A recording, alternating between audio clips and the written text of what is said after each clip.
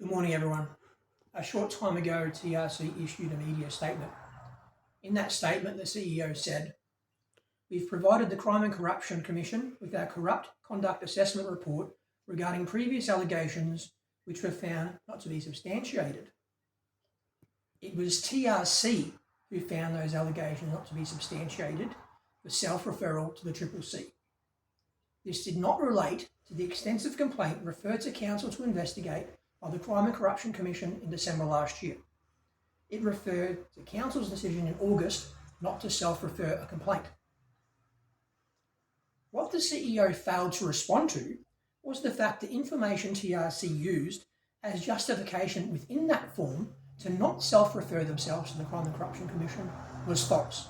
It was a lie.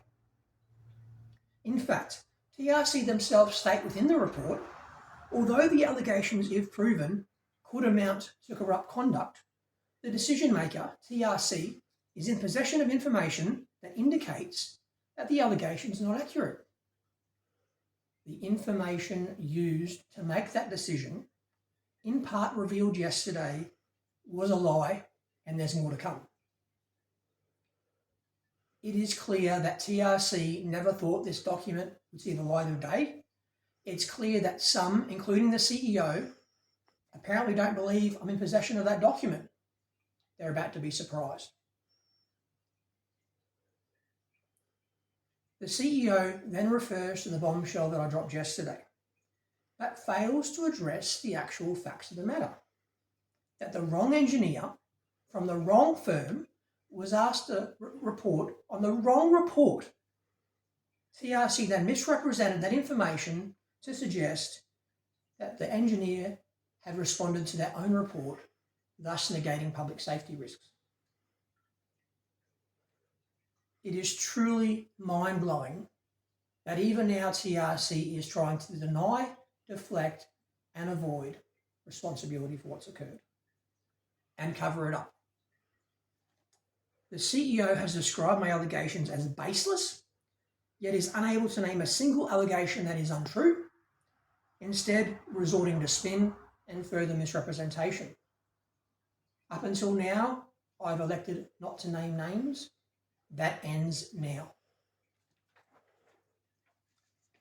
Following this video, I will begin a document drop of unredacted documents that prove beyond a doubt the CEO is still providing false information and deliberately misleading the public.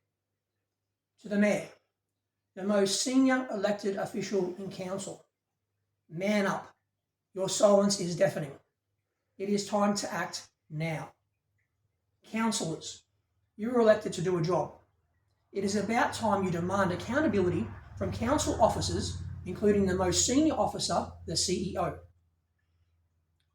Moving on to the new revelation. Many of us regard the consultation process over the pavilion to have been a sham. It involved a survey skewed by council to achieve the desired outcome of a demolition of the building.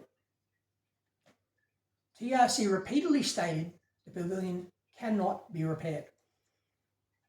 This was despite the fact engineers had outlined exactly what was required to repair the building and had given an opinion of probable construction costs to do so. This led to my first formal complaint to the CEO in July. 23rd of July, the then CEO responded stating, if these structures were to be replaced, that would in practice require the surrounding structures, the whole building, to be dismantled to access these components and essentially reconstructed around these components. In other words, exactly what over 2,000 petitioners had called for during the consultation process when they signed a petition calling for the building to be properly restored. In light of this, I called on the CEO to add a third option to TRC's survey, that being the restoration of the building, but CEO declined. The comment had been made that to attempt it, being the restoration, would be an irresponsible use of council limited resources. Hang on a second. So now it can be done, you just don't want to add that as an option. The basis for this claim is unfounded, as council at no stage sought a quote to do so. At the September council meeting, council used 234 respondents, describing them as the majority, to vote to demolish the pavilion and build a multi-purpose facility. Now, in what can only be described as truly unbelievable, I can reveal that in this exact same corrupt conduct assessment report, TRC states, option 1 in the survey effectively mirrors what the complainant is asserting should be provided as an option to the community. So TRC is stating that the petition that stated Tablelands Regional Council save the Malanda Pavilion from demolition, properly restore the building, and take all necessary measures to ensure this historic building is properly maintained post-restoration, was in fact a valid option and was part of the consultation process. In that case, given over 2,000 people signed the petition, the actual majority, the basis on which Council made its decision to demolish the building is invalid. The petition was a legal document compliant with Council standing orders and was submitted by the specified due date for consideration in the September decision. The photo linked to this video shows the petition being formally handed over to the Mayor. Conflicts of interest were not declared at that September Council meeting that should have been. Given the consultation process was a farce, with Council secretly stating in an internal document signed in August while the consultation was ongoing that what the petition asked for was possible and was part of the survey process, this changes everything.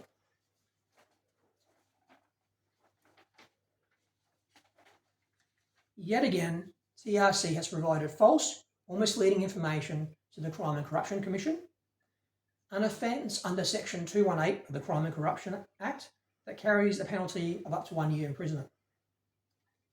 With this information now being disclosed, it is unconscionable for the demolition of the building to occur until a full external investigation of Council is undertaken by the state government. An administrator needs to be appointed ASAP. What I have revealed only pertains to a singular issue, the results of a very narrow scope RTI and a year-long investigation into the pavilion. This is likely the tip of the iceberg.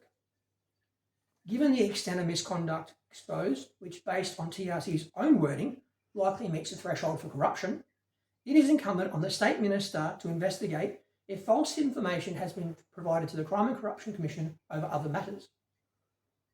Regarding TRC failing to self-refer themselves to the CCC, don't worry, I notified the agency 2 days ago. Follow the Save the Malanda Pavilion Facebook page for the document drop that's about to start. I really thank you for your support, and I thank my son for videoing. Cheers.